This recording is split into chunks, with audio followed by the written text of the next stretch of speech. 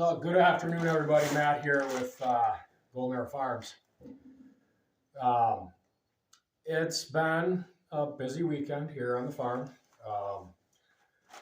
Wife and I have decided that we are going to be buying a dairy cow um, just for our family use.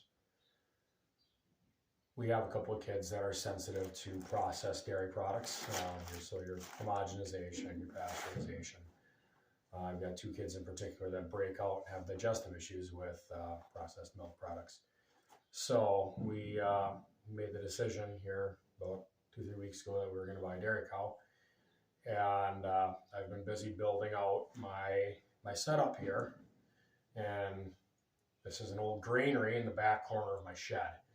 I had built this out a couple of years ago to house my barley crop. And I haven't used it since, so it was time to repurpose it. I shouldn't say I haven't used it since. We did use it. It was kind of this back room was kind of our transition area for the chickens and the turkeys when they get out of the brooder, but they're not quite big enough to go outside, and they haven't been hardened off well enough to go outside.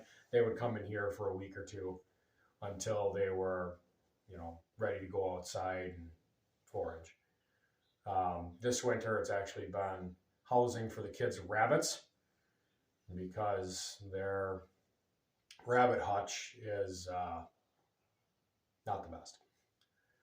So anyway, those of you who know me know that I am a reformed dairy farmer, which is kind of a joke because you don't really reform a dairy farmer.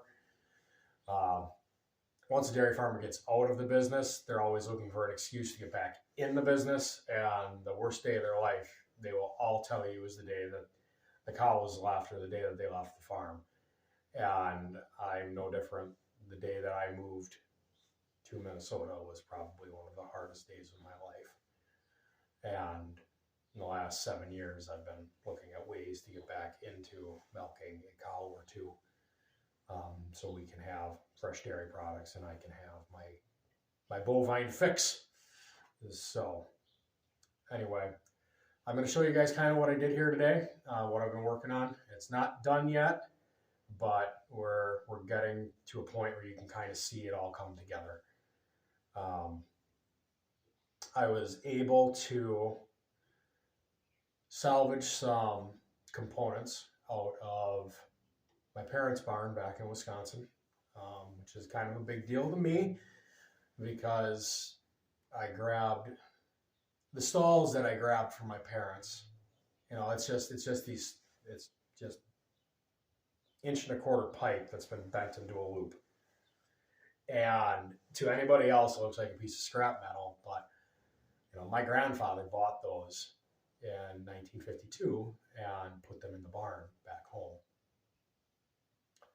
So for me, it's just a little piece of home that I can put my hand on, and it's a piece of metal that my great grandfather touched, my grandfather, my mom, me, through over the last 80 years, 70 years, has been, part of my family's legacy. So it's a big deal to me.